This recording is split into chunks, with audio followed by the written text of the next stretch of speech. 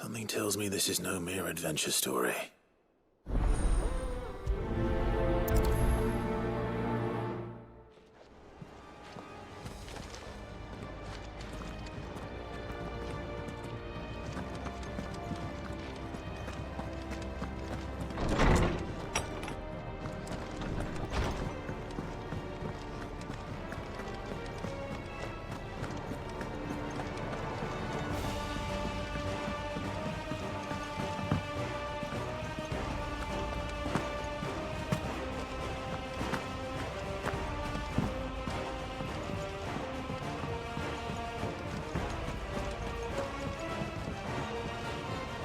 Vivian, I read your note, and I'd be happy to help you find the book you're looking for. Thank you, Clive. But tracking it down will not be easy. Are you sure? Please. You have always granted me your wisdom and insight whenever I asked. It's only right that I return the favor. Or at least attempt to.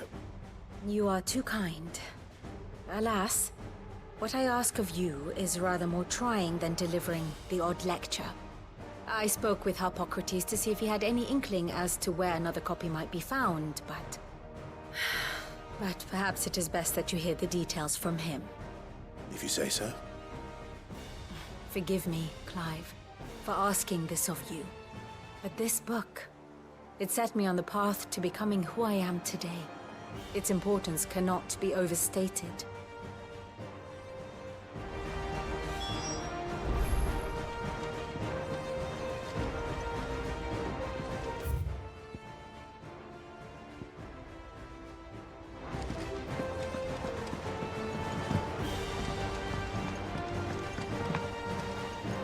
There's something about it.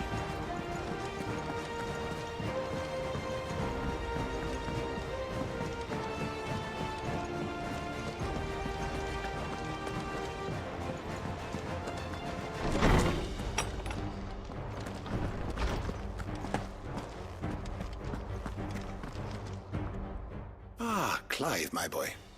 What a pleasure it is to see you. Harpocrates. There's something I need to ask you. I've been charged with locating a book called From a Distance. Then you seek a rare gem indeed. One whose name I had not thought to hear from your lips. You've been talking to Vivian. Right as always. But she didn't seem keen to tell me very much. I take it she didn't like what you had to say. And yet I gather it did naught to dissuade her. Clive, if the young professor has tasked you with obtaining a copy, I fear she asks the impossible. The executors would not allow it. The executors? Coveters of Secrets, a clandestine organization committed to the collection and intenebration of forbidden texts and technologies. One such text being the tome Vivian seeks, chronicling as it does the true history of the enslavement of bearers, a tale which could overturn the established order were it ever to become widely known. Or, so rumor has it. I've never actually read the thing, or even set eyes on it for that matter. How is it that I haven't heard of this organization? Why, secrecy is the executor's watchword. They lurk in the shadows, emerging only to seize that which must be seized, be it books, inventions, or people, before disappearing again, leaving nary a trace.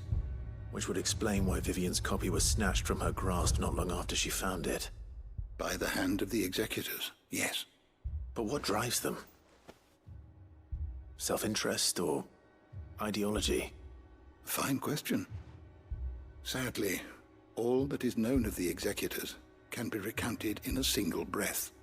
You may just as soon ask me of their origins, numbers, or the identities of their leaders. Any answer I give would be pure speculation. Then my hunt was doomed from the first. What was Vivian expecting? That I'd pluck it from thin air? Not from thin air, no. From ash. Rumors of the executors are rife among the scholars of Storm, but rather less so across the strait. I have a friend. Well, I had a friend in the village of Garnick, a collector of rare tomes, upon which subject we would oft correspond. Alas, I have heard naught from him since the skies fell dark. And no doubt he too has turned. But though he did not mention it by name, it is possible that a surviving copy of From a Distance yet rests upon one of his many shelves, quietly awaiting discovery. If you were, by some chance, able to save even a single book from the poor man's library, I know his soul would rest easier. Very well. When I next find myself in Waloed, I'll be sure to pay Garnick a visit.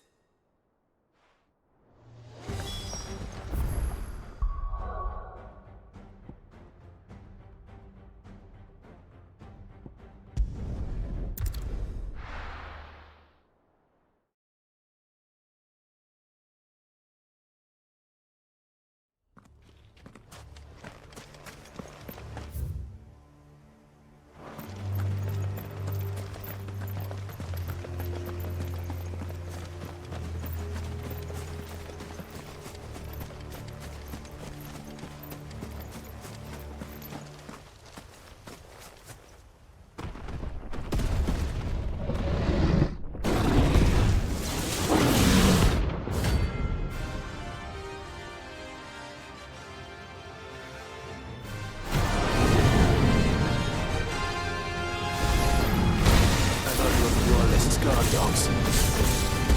Specimens too.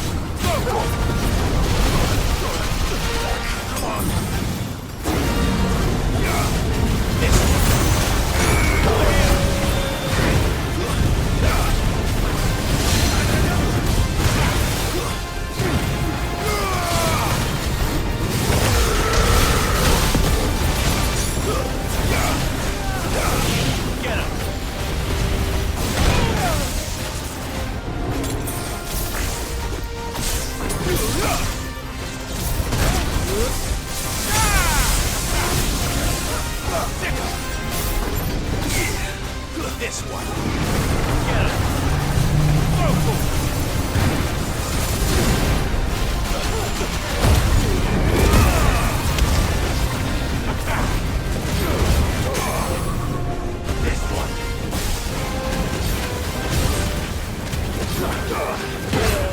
This one.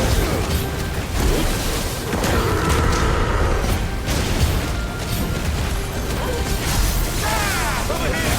Get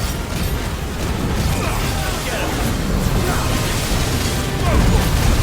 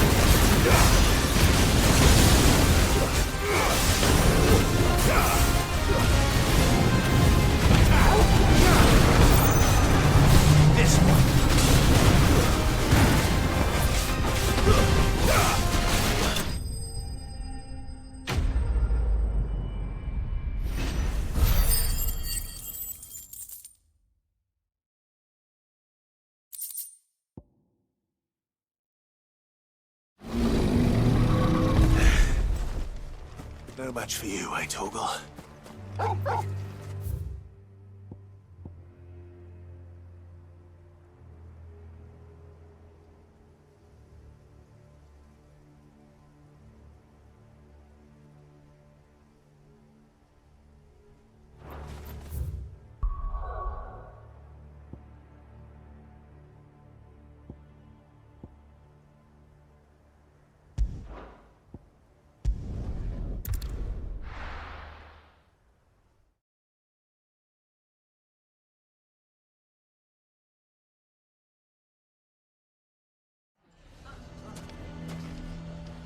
What do you mean, don't jump to conclusions?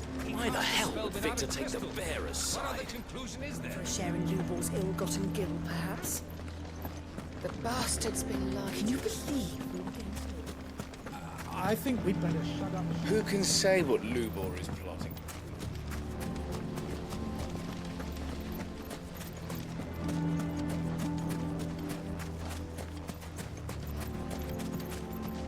Anything I can interest you in?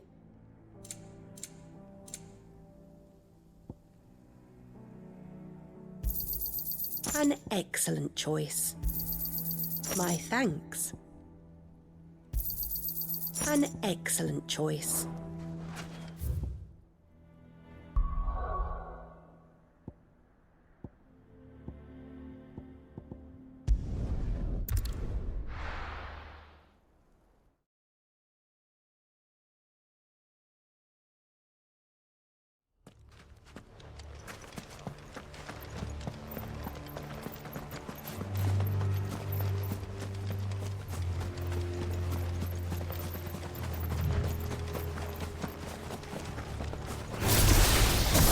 This might take a while.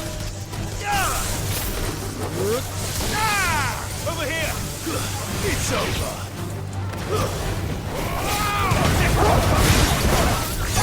Over here!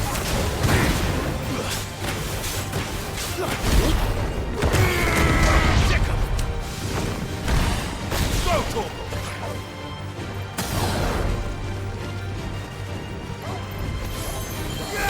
Sick 'em!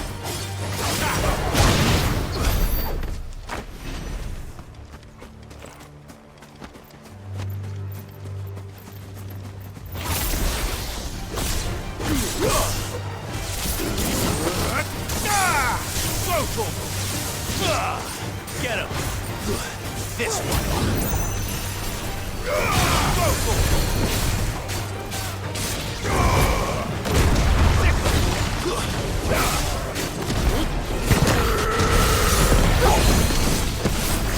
Get him!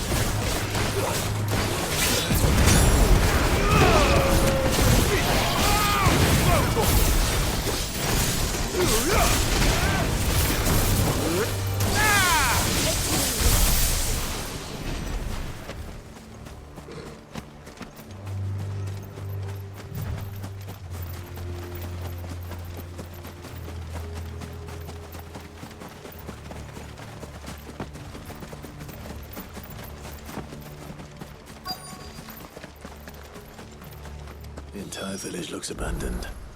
Now, which house would a bookworm live in?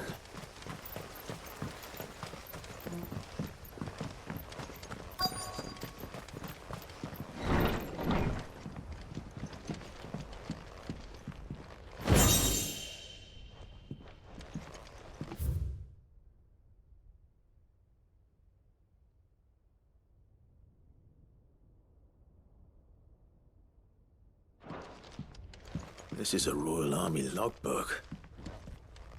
Did he take this from the local barracks?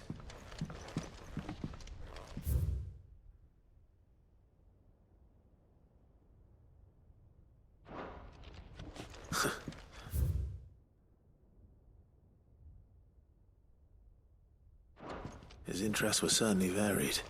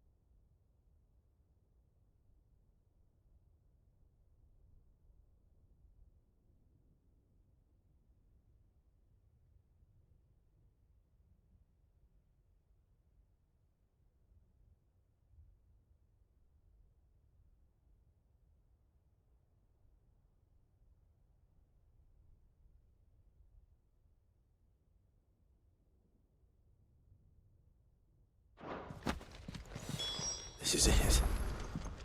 But if what it says is true, I need to get this back to the hideaway.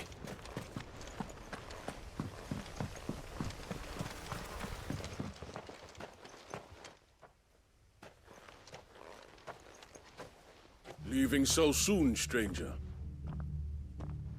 We've been watching you. From a distance, so to speak. Subtle. I know who you are. Then we need not waste time on introductions. Hand me the book. Leave it in our care and return to your life. Your care? Do you mean to burn it, or bury it? That is not my decision to make. But by one means or another, its contents shall be removed from the common record. Then I'll have to politely refuse. I won't let you erase our history. Then we find ourselves at an impasse.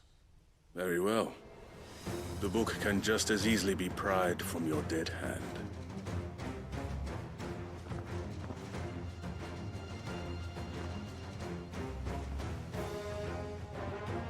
Let's see, shall we?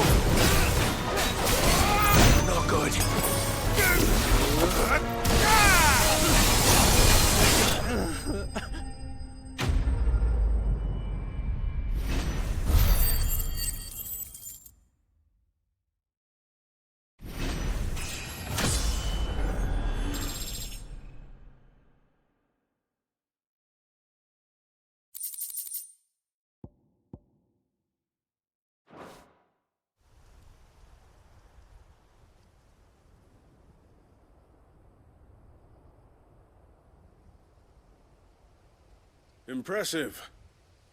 But we have other means. We shall claim the book yet. Why do you want it so badly anyway? It lays out in no uncertain terms the vanity and avarice of mankind. It tells the shameful history of the persecution and oppression of a gifted few by a giftless many. Would you say that this interpretation was correct? I don't know. You don't know. Your sword may be sharp, but your wits are dull. So let me answer for you. There is no correct interpretation of history. That a series of events took place may be proved beyond a doubt. But there can be no single, immutable explanation as to why they came to pass.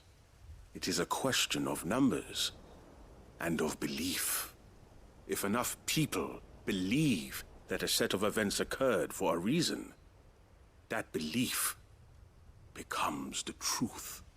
So you're trying to control the truth? We are trying to protect people from themselves, from knowledge that would bring them naught but pain. That is all. You may keep the book, for now. The world is small. We shall meet again. Until then. Wait! Damn it. Let's get this back to Vivian. Perhaps she can explain what that was all about.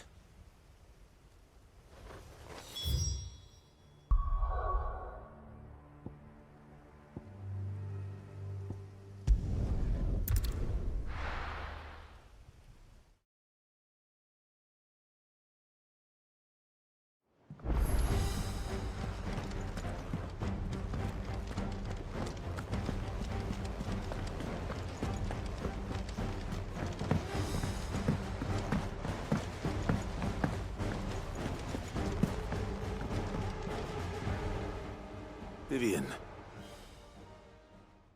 I found it. The book you lost.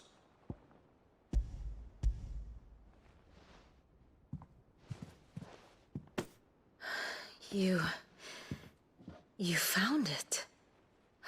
Thank you, Clive. Even though I asked this of you, I was not entirely sure it would be possible. I feared the executors had seized every copy. I met with one of these executors, and I convinced him to let me keep it. He told me something. That the truth is just a matter of collective belief. And that if enough people believe a lie, that lie becomes the truth. It does. But it also means that the truth is not immutable. That it can be changed. Provided that those who wish to change it can convince enough people that their perspective is the correct one. As the sad history of the Bearers proves. You said that the book inspired you to become a scholar. It did. Or its author, rather. She was a heretic, you see. A firebrand and a dissenter. A gallows stood ready for her in every corner of the realm. And by shunning society, or perhaps being shunned by it, she stumbled upon a truth so potent that an entire realm trembled at the prospect of its utterance. I, too, have always felt somehow set apart from the world of men.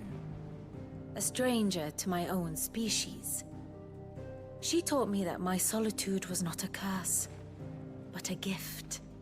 And that, though my journey to the truth might be a lonely one, what I found at my destination would be more than worth the cost. Do you still feel that way? That you're not one of us? Honestly, I'm not entirely sure anymore. Since coming to the Hideaway, I find my thinking somewhat clouded. Perhaps the result of studying mankind from a rather closer perspective than I had intended. But the more I study, the more I find value in this perspective. In looking not from the outside, but from within. So if you'll permit me, I'd like to continue my work here. Remember, Clive, when enough people believe, belief begets truth. Give the men and women of this benighted world the gift of truth. Make them believe in you, as I do. I'll try, Vivian. I'll try.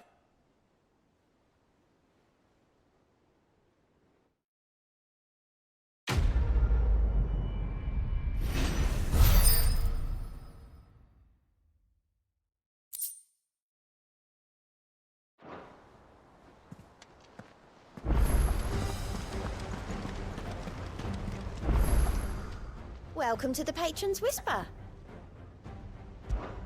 Come to claim your just desserts? You earned this.